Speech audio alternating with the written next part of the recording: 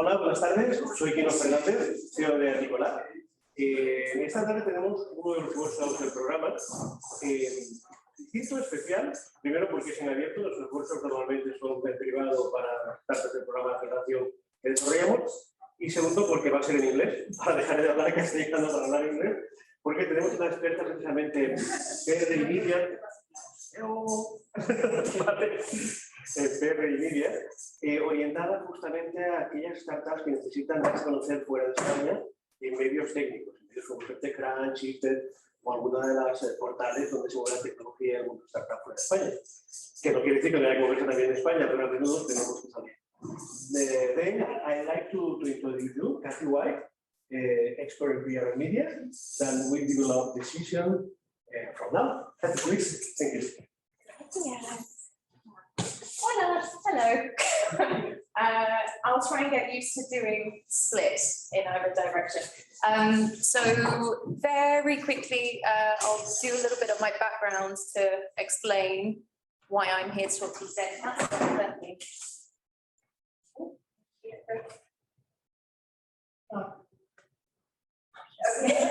Perfect.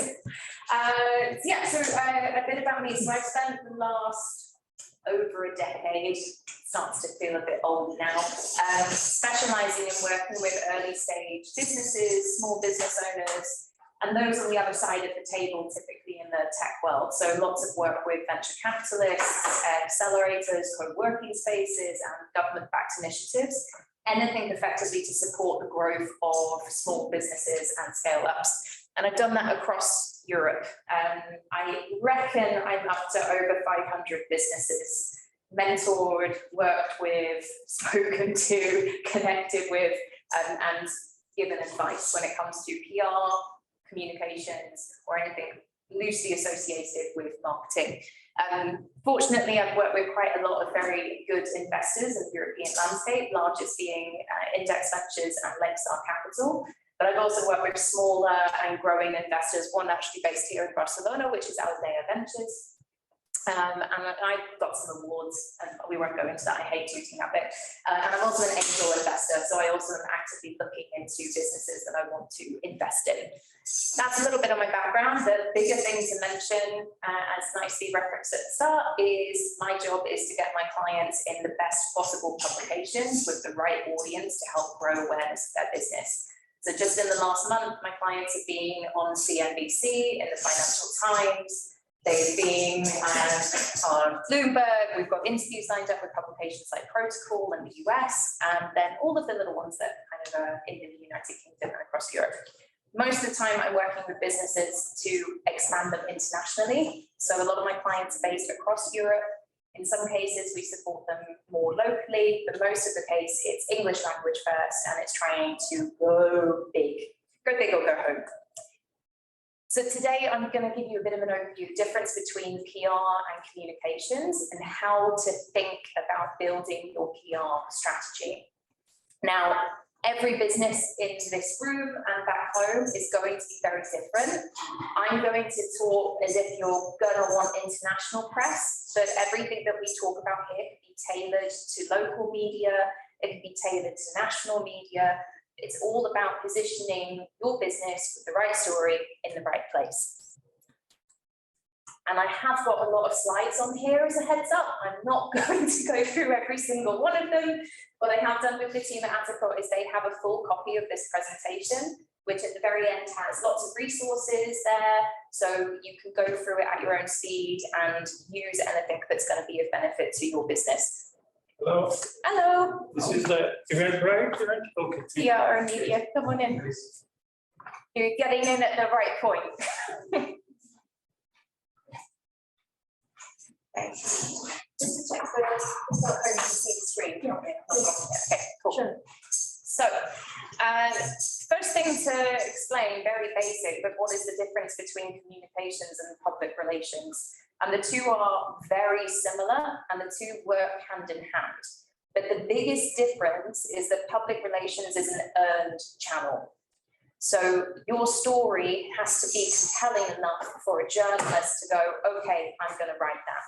It's got to be compelling enough for someone who selects speakers that go on stage to go, okay, I'm going to have you on stage. We talk about it as earned, because it's based on the value of what you're sharing with them. Whereas communications is literally what I'm doing right now. We all communicate, and we all communicate across lots and lots of different channels. It's not just through the media. So when you're a startup, small growing business, you already have lots and lots of channels at your disposal. You've got your website, you've got social media, you've got using LinkedIn, which seems to be like the big thing to do right now.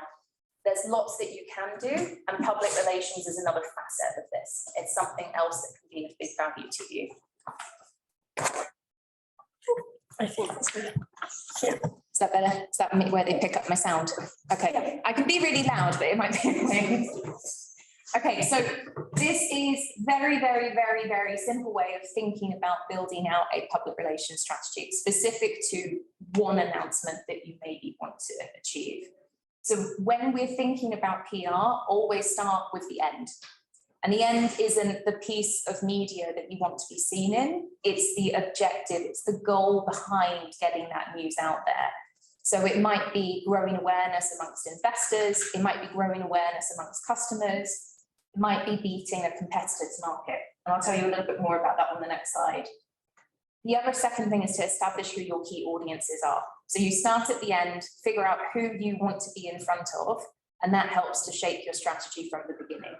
So you establish key audiences, get into research and building a database. It's a bit boring, but it's a really useful thing to do, and you can do it every single day. Crafting your story, perfecting your pitch, and then having a go live plan.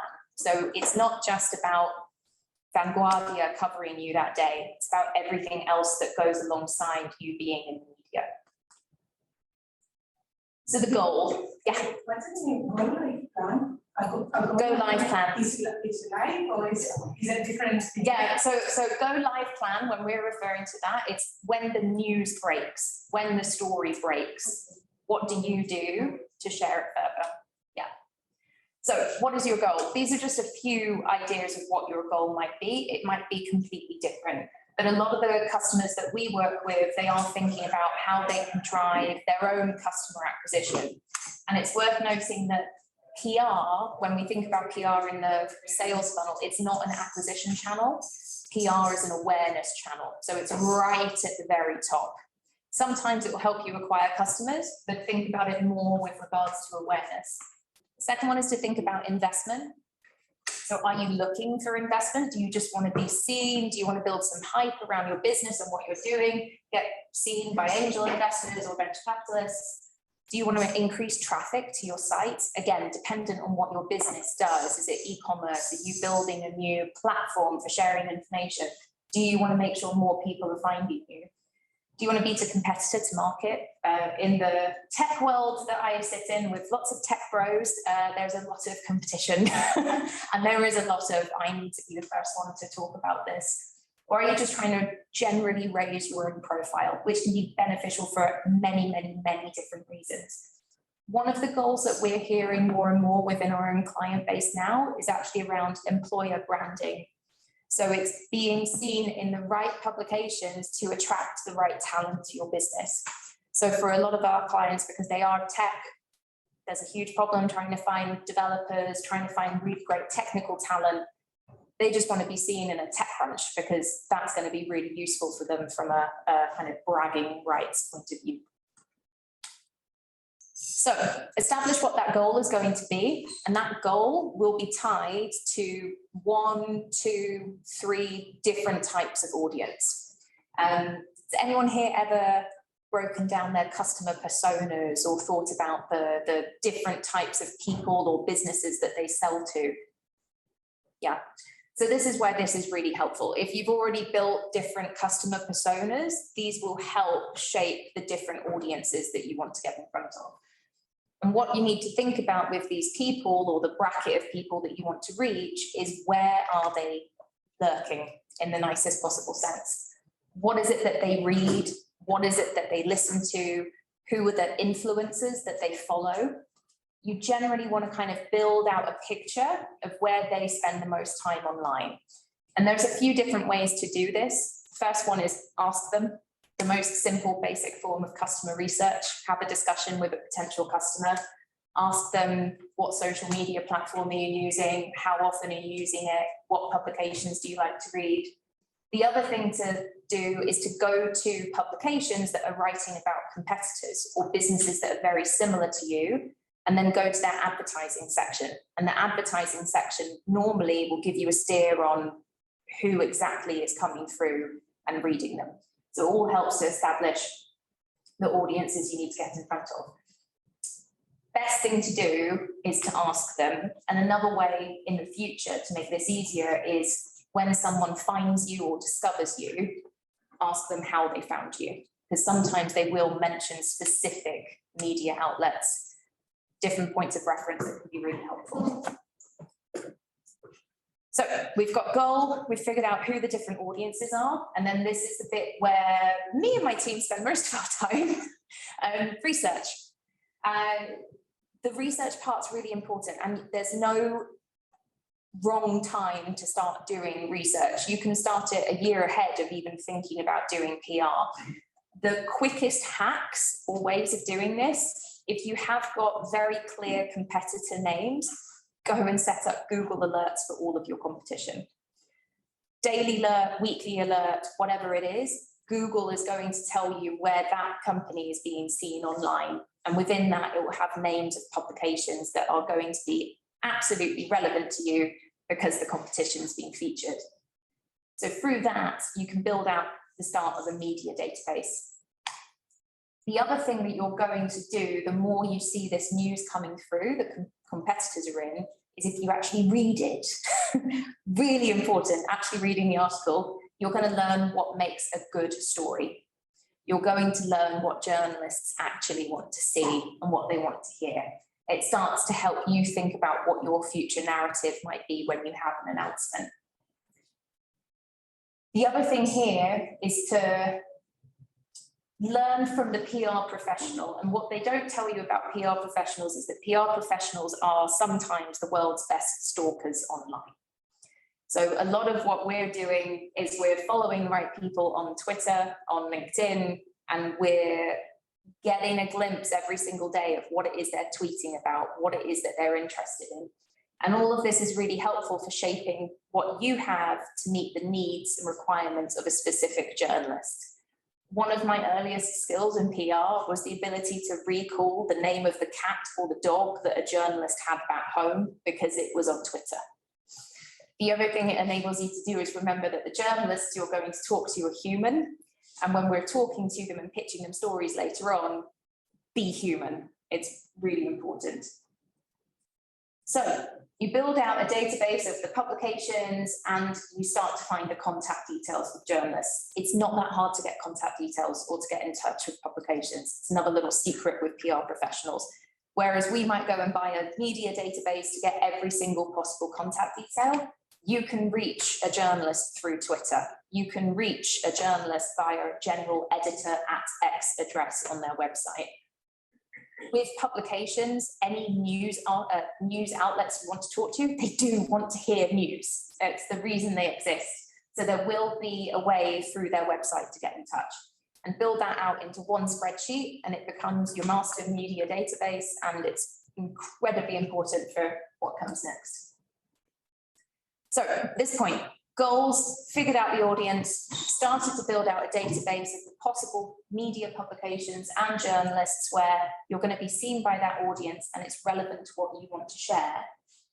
This is the bit where you figure out exactly what the story is that you're going to put in front of them. You may have an idea of what it could be, but these are the big things to remember. So when I talk to tech startups, again, I'll keep bringing it back to tech startups, the first thing I say to them is the fact that you exist is not news. So it's something to just get out of the way.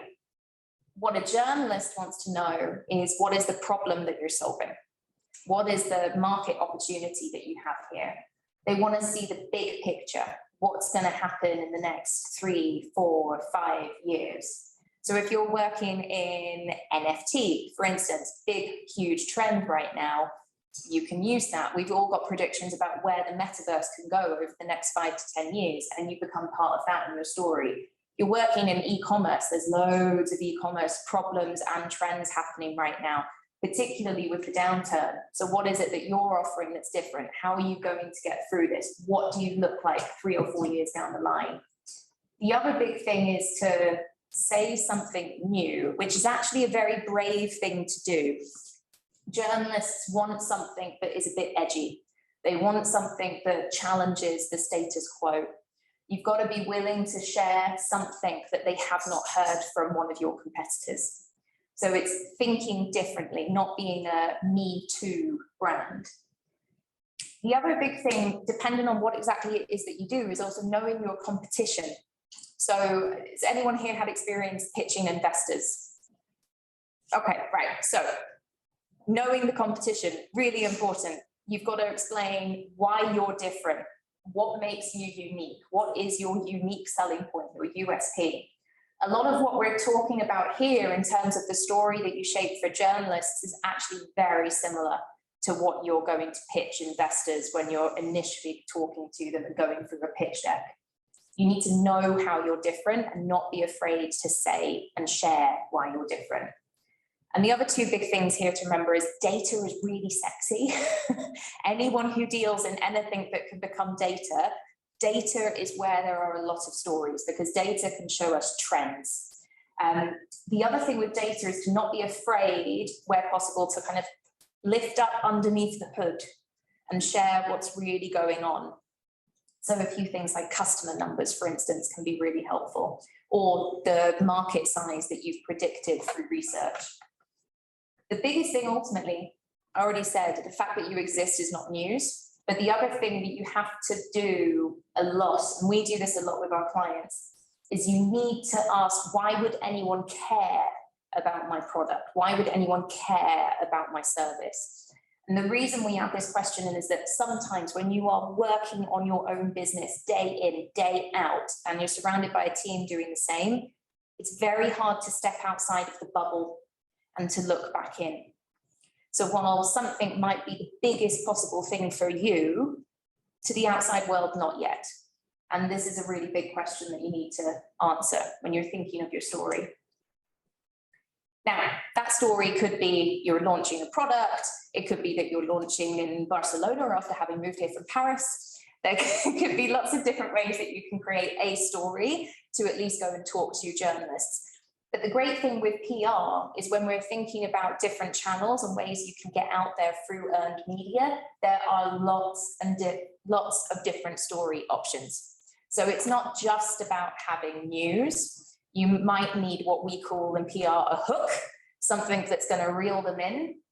But there's lots of different ways you can showcase exactly what it is that you're doing. So if you're building an app, there are app review sites. If you are a founder of a business and you just want to grow your own profile and use that as a way to grow the business's profile, you can look out for Q&A or interview type opportunities, of which there are lots of different types dependent on your sector and dependent on how big your business is. You can think about case studies. So if you've got a business client, maybe you partner up and they talk about using you, using your service and what that has delivered to them. The other thing is to think about kind of different areas of public relations that are associated to press. So a lot of what we do is sometimes applying for awards for our clients. We're thinking about events and conferences where they can speak, because it's all about adding to your profile and it's all about going somewhere where journalists might be lurking in the crowd and maybe want to have a conversation. Now, when we talk about creating a story and creating something you want to pitch to press, so something that has more of a news element to it, we talk about press releases.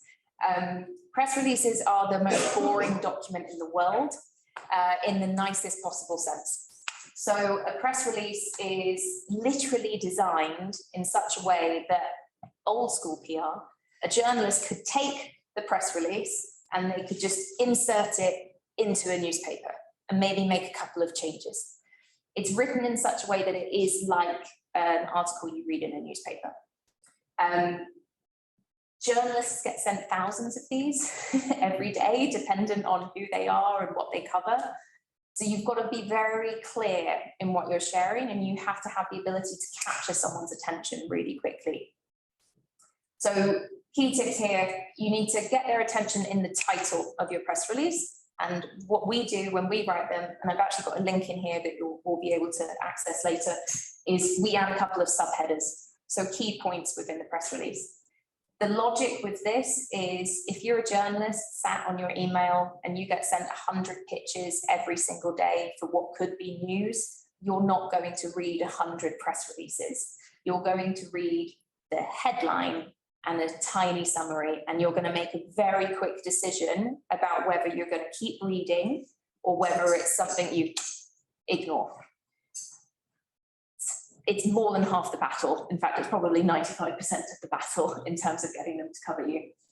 So really think about what captures their attention. Now, if you are a new business and you've not existed for very long, you don't have brand recognition like Apple or Meta, putting your name in the title means nothing because they don't know who you are.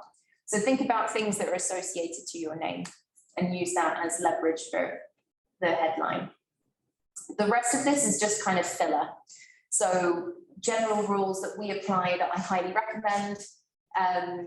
The press release is factual, like we don't use what we call fluffy language. It's very clear. It should be readable to most ages as well. It's one of those old kind of points now, but Donald Trump, when he won the US election, appealed to, I don't know, reading age of an 8-year-old or something. Hillary Clinton appealed to a reading age of a teenager. Simple things like that, simplifying your language, really important for making it clear to everyone. The other thing to think about with a press release is starting with the summary of the whole story. So if you imagine you open up a newspaper, you're going to skim that newspaper, you're going to read 90% of the headlines, maybe 100% in specific sections that you actually care about. And I know we all use online, but just for the sake of this, imagine it's an actual newspaper. When you find an article you want to read, you'll 100% read the headline. That first paragraph usually tells you all of the key information about the story before you carry on. 95% of people will read that. And then the further you go down through an article, the more drop off there is. By the end of it, you maybe like 5% got the whole way through. You've got to think about it in the same way with your press release. Think about all of the key messages that you want and simplify them into that first paragraph. Okay, this is a link that you can access later. This is from a while ago now, but we wrote a press release on writing press releases. It's very meta, I know. The point of it is to show you the style and what you need to think about if you ever need to write one of these. Okay, pitching journalists. This is the main thing that you'll want to know. Everyone here, because sorry, people at home, maybe you can do hands up on the screen. Do we know how the media works business model wise? Yeah. It varies from publication to publication, but it's a good thing to remember, right? The media is a business. As much as we want journalists to be very ethical and to give us really interesting stories, it is a business. And the majority of publications still make their revenue from advertising. So they want to make sure the right people are coming through to their website. So they're going to put out the right news to bring them in. You're going to be served ads. That's the deal.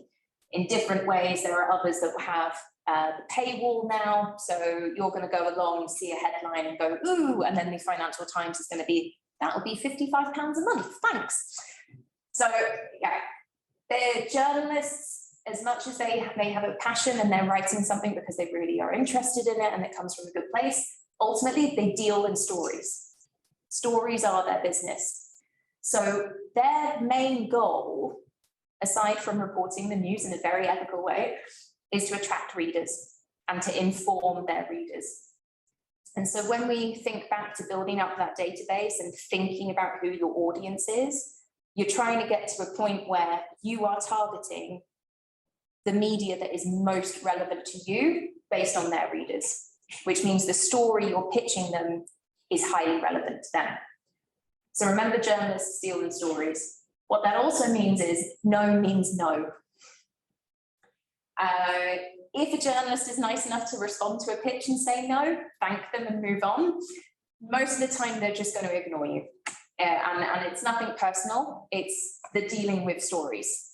There's too much that's going on.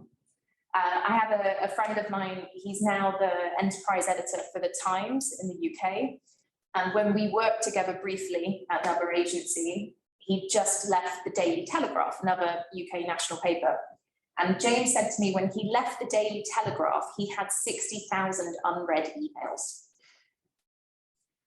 And this is because he's got a filter based on subject line. What am I looking at? What is the news for today? What am I opening and what am I considering? And this is what we mean when dealing with stories. The other rule, and I have a really nice story for this one, is sometimes shit happens. So when we talk to clients and we place stories for them, we always say, look, there are never any guarantees in PR because we're dealing in stories too, and we're not the one that makes the final decision. So we're applying as much knowledge and strategy as possible to get to that point. What we don't control is what else happens in the world that day.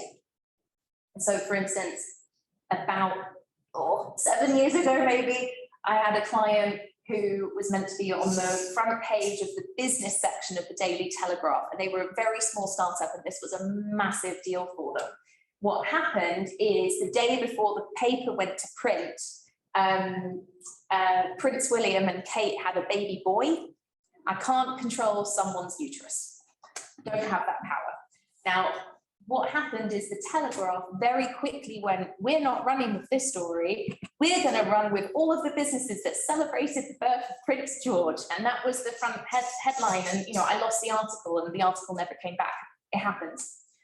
What you can do to make sure you're kind of like increasing your odds of being covered is to avoid key dates that happen, right? Like national holidays, bank holidays, conferences, dependent on your business as well, like avoid quarterly results with some journalists, just have a bit of a calendar to make some smart decisions. It will help increase your chances. The other additional thing is to stay on top of trends and issues. Now, one thing we do with a lot of clients is what we call reactive PR. So if something, I could give you an example actually, because we tried this recently with a client. It didn't work, but it's an example of what we were doing. So EasyJet, I'm sure lots of people are aware of their strikes right now. EasyJet in the UK announced the chief operating officer was leaving. And one of the main reasons for this is just how unhappy all of the employees are. And in one case, how unhappy the pilots are as well.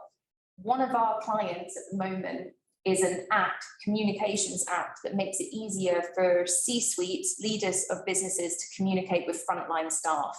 So they are working with businesses that have thousands, tens of thousands of employees. And the main goal is to improve communication and to make sure they have all of the information they possibly need to get the job done. So we thought, maybe we can try and place a comment from the CEO of Blink in reaction to what's going on with EasyJet, but target it specifically at human resources press. And that's what we've tried to do. Now, we haven't got any coverage yet, but this is an example of how you can jump on something that's happening in the media and give a reaction, give a take, but tailor it to a specific sector of the press that's relevant to you.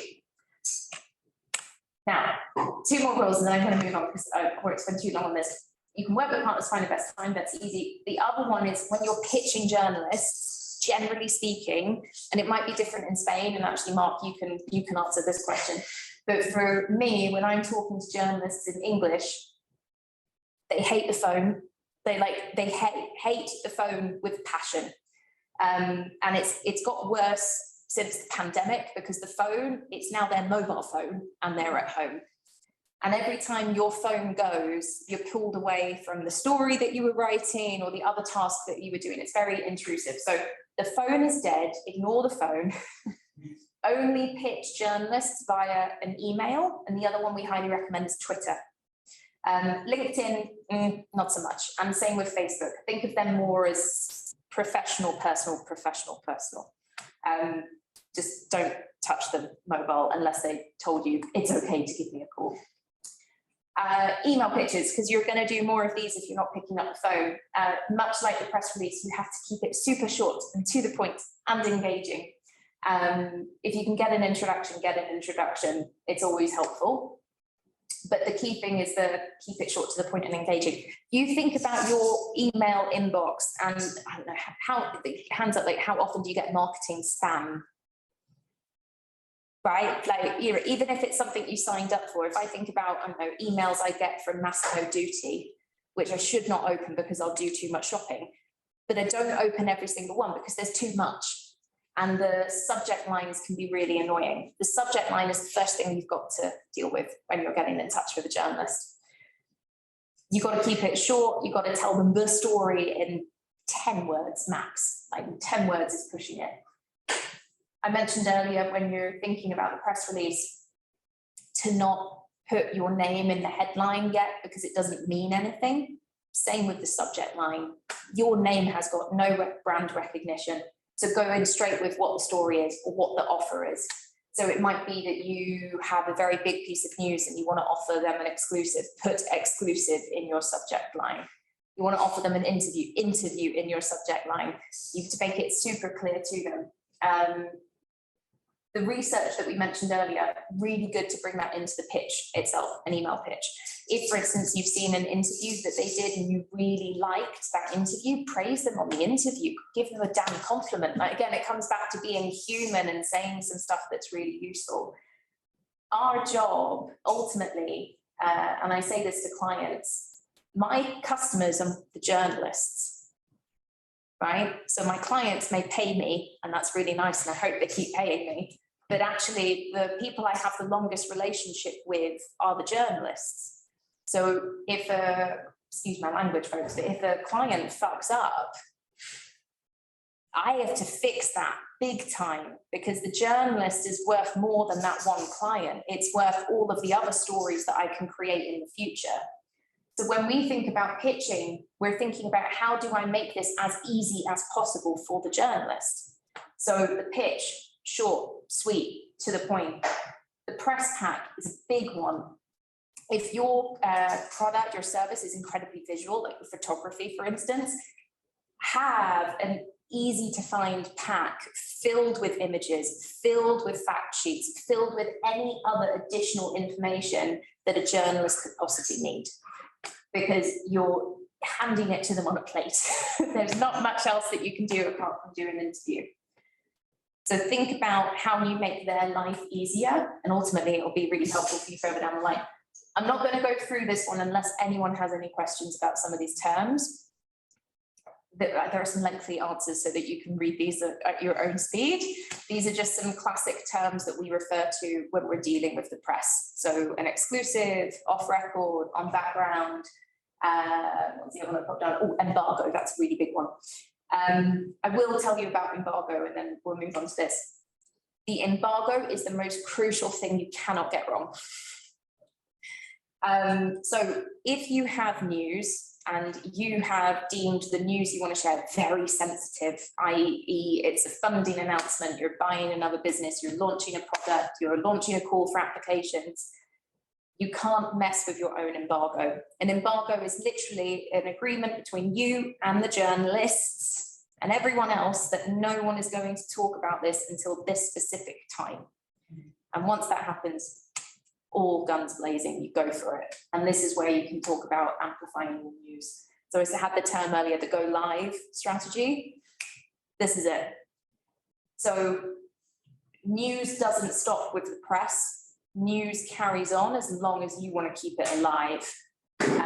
You think about a news cycle now, if you go on, I don't know, Vanguardia, or you go on the BBC, or you go on Twitter, what was news this morning might not be news now. So if you're part of an announcement or you've done an interview, whatever it might be, the publication will post it, they'll maybe put it on social media a couple of times, and then that's it. Your job is to give it as much oomph as possible, because it will do you loads of favors in the long run. You want to direct as many people to it as other people are being directed to you. So think about how you share it on social media, through a newsletter. Some other really nice things to think about from a startup perspective, put the link in the bottom of your email signature, you know, as recently featured in, or check out my interview on XYZ.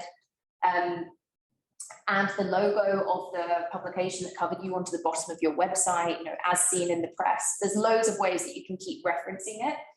And if you're at the very beginning and you're just starting to get media coverage, what you're doing here is you're providing extra validation to yourself for more journalists to want to come and talk to you. And that validation is really helpful for lots of different audiences. The other thing is to think about creating stories longer term. This isn't an immediate one, but stories that have longevity. And the biggest ones here are customer case studies, because you can use them across different forms of marketing in a really nice way, but also thinking about research and data stories. As a big example, one of my former employers, every single year, it's Tech Nation, it's like the part of the UK government sort of, to champion scale-ups in the UK. Every single year, Tech Nation produces the Tech Nation report, and it has data on every aspect of the tech scene in the UK. And for the next 12 months, that's the data point journalists use for so many stories. And then it comes out again. So think about how you can use data to create something that's ongoing. Okay, conscious of time, and I've yapped on for a while. I can talk you through a few other channels that are nice to think about when amplifying your news, or I can answer questions. So you tell me what would be best. And for people at home, if they want to ask questions on screen. Oh, yes.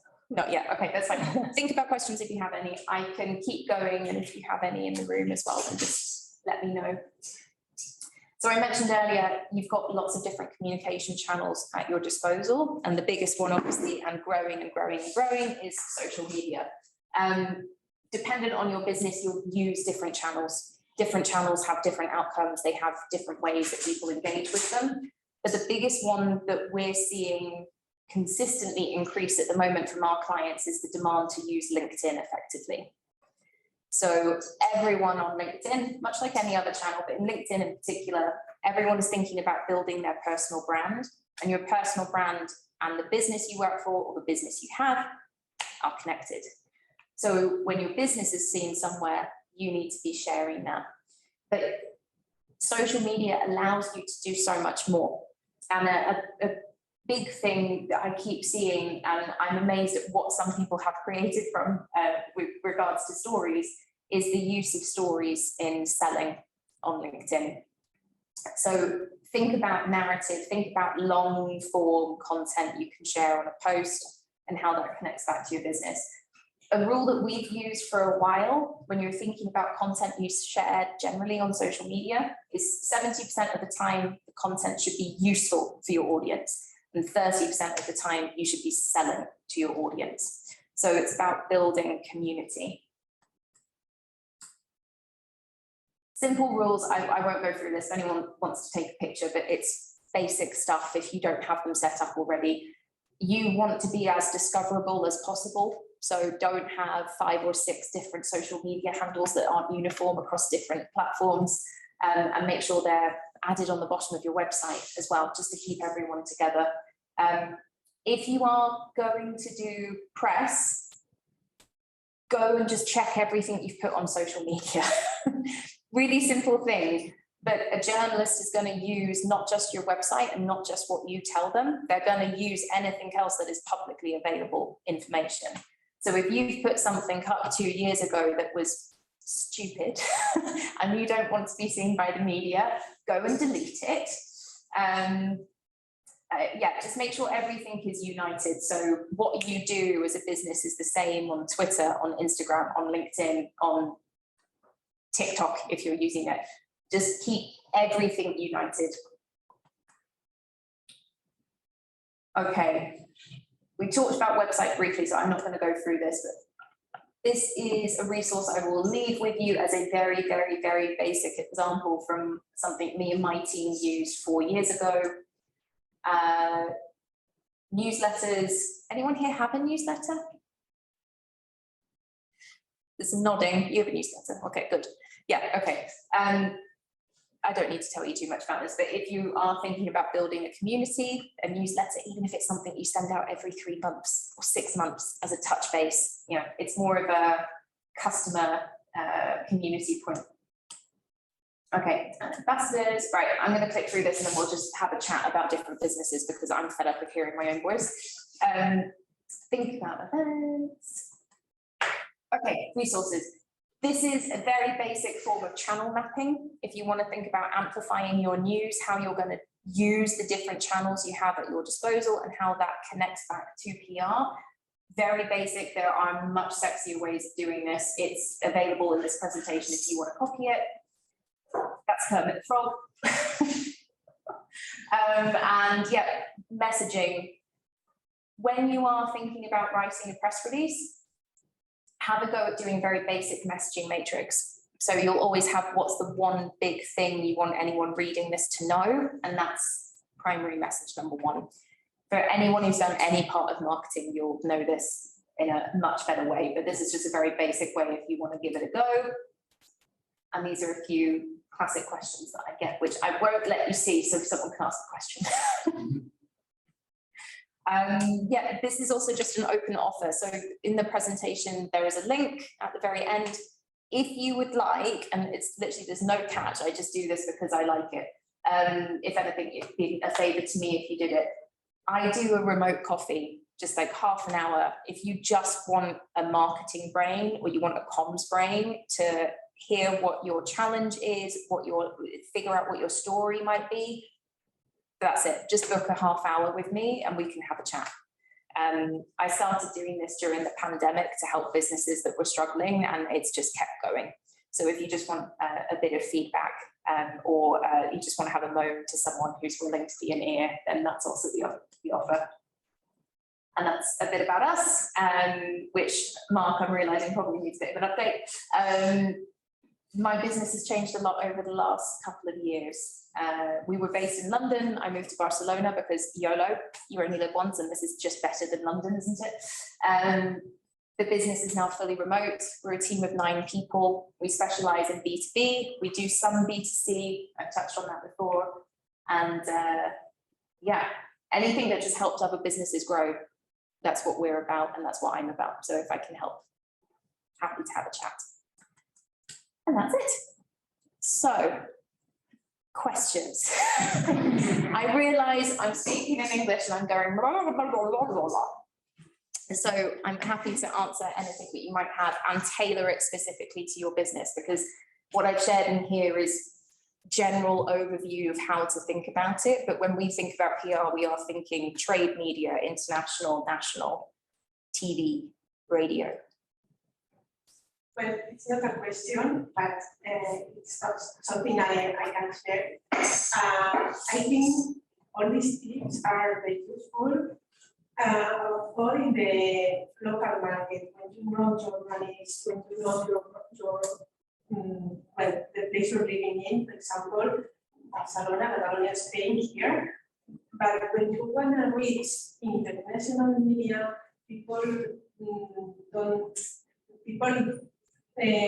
kind of people don't know you.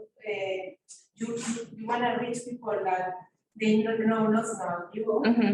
It's really, really difficult, yeah, because it's like how you reach them and to get their reaction with any of your products or service, because you can have a tremendous news for them, but maybe they don't realize because it's like a wall, yeah, in between you and them. So yeah, and I understand. It's something that, if, for example, I'm a journalist working in Paris and London, in Berlin, any city in the Europe and the world, and someone is reaching me and saying a story, I have lots of work on what you said. So I don't know if there is something else. Because when, for example, we have the Mobile World Congress and we meet in the same space, we have the opportunity to get to know people and meet in person. So it's very, very, the best thing is knowing in person or being recommended by somebody. But I don't know, it's like something utopic, an idea. Yeah, no. It's ultimately with journalists, it is finding the right angle and it's finding the right person. And sometimes one of the best things you can look at doing is finding the journalist from the Financial Times who's based in Madrid. So they immediately have an edge. They want to know about what's happening in Spain. But actually, what you want to do is you've got to be way more specific on the industry that you're sitting within. And international media, when they are truly international, it's not just country specific. They need angles that are of global interest, right? So the fact that you're a Spanish business is a useful snippet. What they want to focus on more is the business, what it is that you do, and how that relates to what's being seen in the world. Is it in keeping? Is it challenging? So I was meant to do an interview just before this, and it's with a journalist from Protocol, which is based in the United States. Now they want to have a chat with a client of mine based in Berlin. And that client is doing buy now, pay later for B2B. Buy now, pay later as a trend is everywhere right now, right? You've got challenges with Klarna. You have Klarna's valuation just got sliced. So it's the trend of right now, and the journalist is looking at this and going, what are the new insights I can get? And so my client is in B2B, still doing buy now, pay later. They're growing, they've got more coverage recently, and they're being seen in the right places. All of those things add up to a journalist out of the blue from the United States goes, hey, I want to chat to your client. So jumping on what's being seen in a global way or in a particular market, sector, product, really good thing to push. The other thing personally I think Spain has going for it is you should just get journalists over here as often as possible and take them on wine tours while talking to them about business. Because I know the British, especially all alcoholics, they will just love coming over and being shown things. Now, the challenge we have is journalism today is very different to how it was 20 years ago, where it was more slow. People took their time over stories. They went and met with people more often. Now, publications are under so much pressure. It's story, no time to breathe. Dependent on who it is that you're trying to get out into different international spheres, comparing what you're doing to what they're doing locally, comparing it to another business that's based over there, sometimes that can be quite useful as well. If you ever just want to have a chat about how to do international press, I'll just have a chat. Like, we can do that. It is challenging, and depending on the media as well, different countries and press are harder than others. Yeah. Right. I have a question very similar to Marta's question. Yeah. That in Spain, I discovered that journalists often are more open to cover your story if you meet personally them, or if you know them. We have a media agency here in Aticco, for example. Yeah. And when we send the ads through, they say, okay, it's good, they sometimes publish the release or not, but when I call journalists personally and I say, I am Kino Fernandez, the CEO of the company, I want to talk to you about that, they are more open. Then it's strange because I think they're professionals, but for me it's difficult to reach a journalist. But when I reach a journalist, all is really easy. No, it's strange for me. Yeah, no, it does happen that way. I've had it happen with clients on the odd chance they go rogue, which I normally have to tell them off for, and they've gone, oh, I just emailed a journalist. I'm like, who, how, what did you do, what did you say? But sometimes it does work when you are the CEO of a business and it's growing, right? At Aticco, you've got so much space, the name means something. And that's a big difference, the name meaning something. And the fact that you are the CEO and you are taking time to make the call, it can make a difference. But I also think there's a big difference in culture, because I think in Spain, you can do that. But if I had a founder in the UK phone someone in the UK, they just would not pick up. But journalists do like direct contact. And it does happen, and it's a great thing, because ultimately your job, much like our job, but more specific, is to build those relationships and sustain them, right? My job is to build those relationships, sustain them, and then pester them nicely about 15 different clients. Yeah. So it's a balance. And in the world of PR today, PRs as a profession, we outnumber journalists. It's something like 8 or 9 PR professionals to 1 journalist. And journalists will go like this. I reckon we'll see over the next couple of years a few more media publications disappear because of what's going on in the world. Dependent on industry, the minute people worry about recession, they worry about downturn, advertising to publications, sponsorship of events, etc., it will all go down. So there'll be publications of journalists that lose their job in the next couple of years. But they bounce around, they go to different publications, and it's good to keep them in the loop of what you're doing. And yeah, like I said, remember the name of their dogs, their cats, remember what it is they like to drink, where they live, basic, human things to know. Okay. Yeah. Yeah. Cool. Any other questions? Yeah. Regarding any campaign, what is the importance of print media? Depends on your audience, really. So print media still exists, is dying, not dying, like it won't die completely, but in terms of numbers, it is coming down a lot. A lot of people now, online is very important. And the reason online is really important ultimately is you are already on the device where you might go and search the business you've seen in that publication, and you can quickly find out more information. Print media still is used, and I know in certain industries, sectors, even a trade publication that's maybe printed once a year, once every 3 or 6 months, still carries a lot of swagger. It's we were seen in X, it looks good.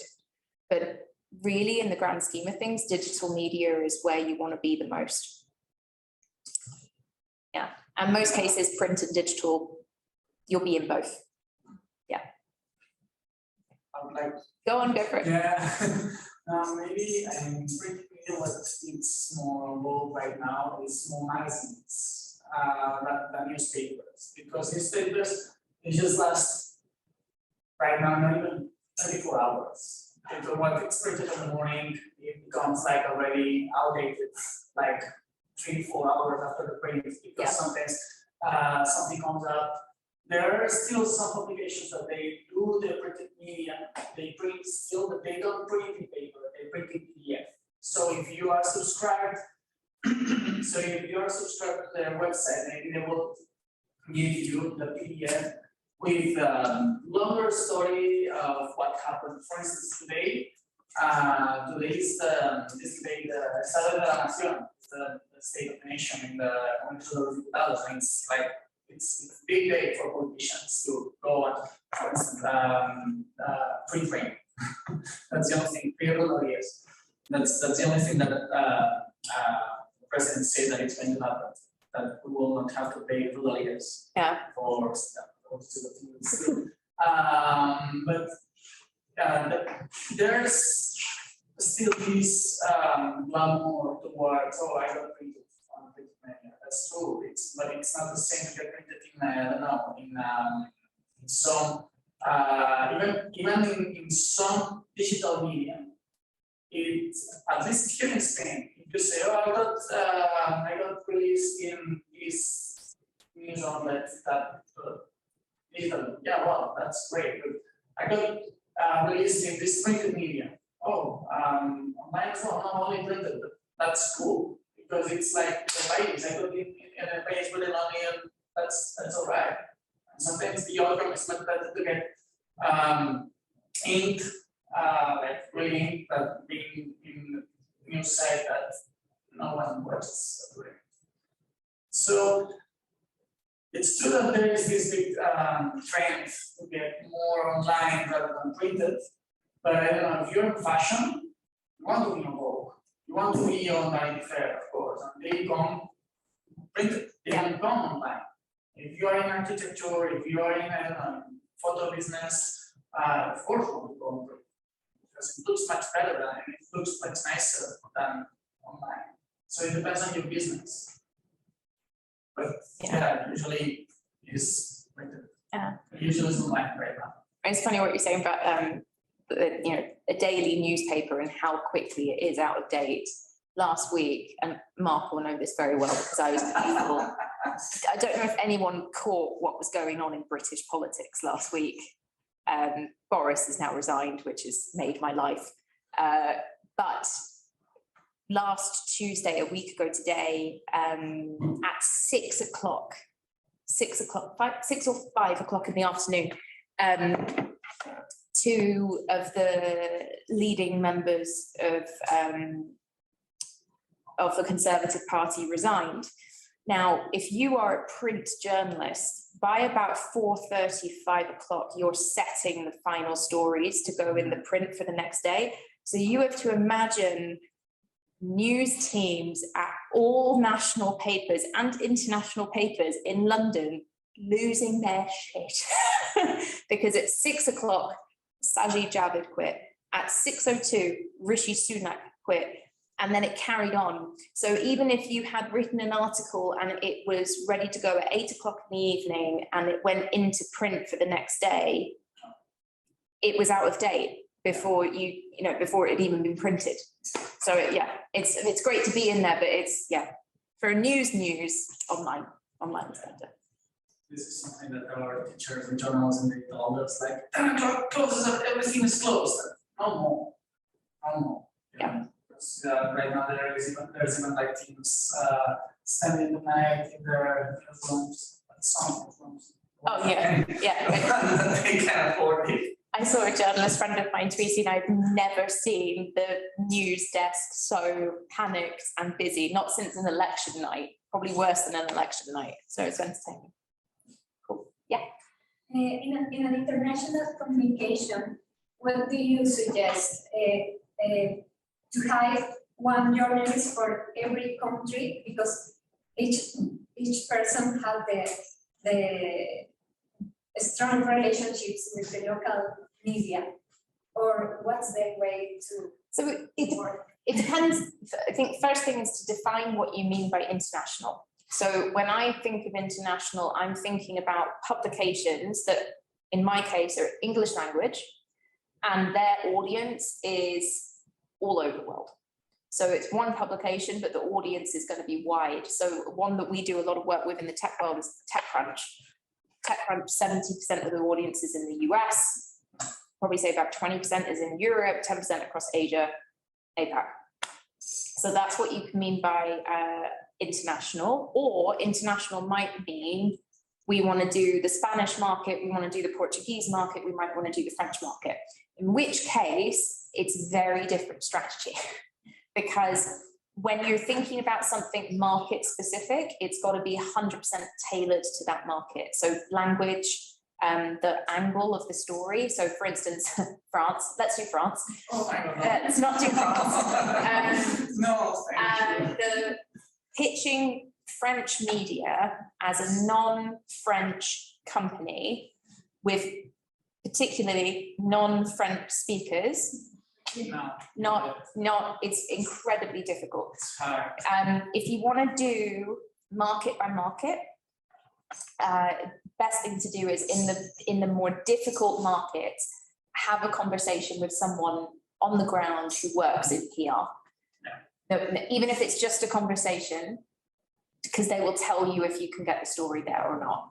Like as a nice read on what's going on.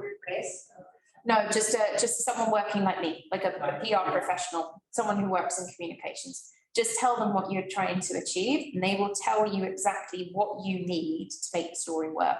So we know through France, if you want to do, in my case, right, with B2B companies, if they want to do the French market, to prove to France you're serious, you need French office, You need someone on the ground in France who speaks French, basic, right? You want to go in that market, you probably should have some French speakers.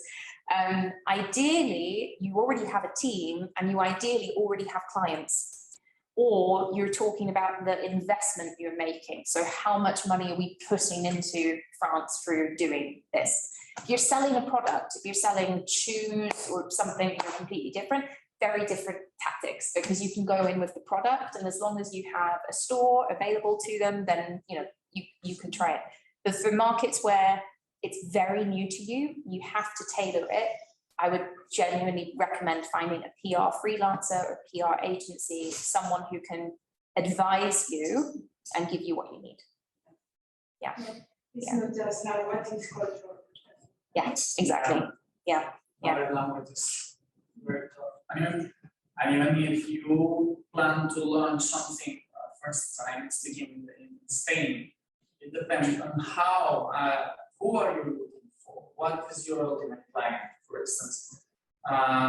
What I did was generally a press release in Spanish for all Spain. Maybe I did another press release in Catalan as well for the Catalan press. And even sometimes we work as well with people from Galicia to make a Galician press release in Galicia, and even another one in Basque, because this was the ethos of the company. This was the company who said, I want to feel like close to the people who I am offering my project. I had this project once that was what's the name of an airline, but I can't say the name because I signed contract 98, but he last year he opened routes like mostly every single airport in Spain, and there are 42 of them. So we have, Spain has the most extensive networks of airports in Europe, even more than Germany, and even more than England. Oh yes, you can us. You can. Yeah. And that was a nightmare because they were very focused on local media. And in Spain, there is something that we have is local media. Lots of local media. El Correo de Zamora, for instance, who cares? No, there's some guy in an office like he is El Correo de Zamora. So they wanted to go to El Correo de Zamora, that was this guy. And I was like, so we had to write like 40, 50 press releases for every province in Spain, telling them the new flights, and it was a nightmare. But that's what and afterwards, another one like nationally, and another one like for the Catalan market, another one for the Basque market, another one for the Galician market. And I was like, come on, guys. But that's their approach, and you have to abide by them at the very end, especially when it comes to these large companies. But when you are talking about expanding internationally, you have to know a little bit of the market that it's like grown local as well. I'm not asking you like, for instance, France has everything like very like centralized to Paris, and it's the way that Cathy works. She has worked for the French market. I have worked for the French market. I outsource France. I can't. That's my answer now, is outsource France. We can just about do Germany. Germany's got its specialisms. But anyway, yeah, that's how it works. Okay, sorry, but you have to finish. No, that's fine. Okay, we'll have some beers if you want to continue talking outside, okay? But we should finish the streaming. Finish the kebab. Awesome. We can still talk outside, don't worry. Yeah, Okay. and of course, if you're happy to, you just send the presentation on to anyone who wants it. So if it's anything's useful in that, just feel free to use. Cool. Please introduce your communication company. CEW Communications. No, what does it do? Oh, right, yeah. I'm really bad at selling myself. I'm great at selling my clients. So CEW Communications, we specialize in working with early stage tech startups across B2B. And we also work with those that sit on the other side of the table. So we work with a lot of venture capitalists, accelerators, government-backed initiatives, anything effectively that supports the growth of startups in some function. And I've been doing that for over 12 years, close to 12 years. We'll go with close, it makes me feel younger. Yeah, we've been running for close to 6 years, and we're a team of 9. We all work remotely, so a few of us are based here in Barcelona. The business is a British business, but our clients are all international.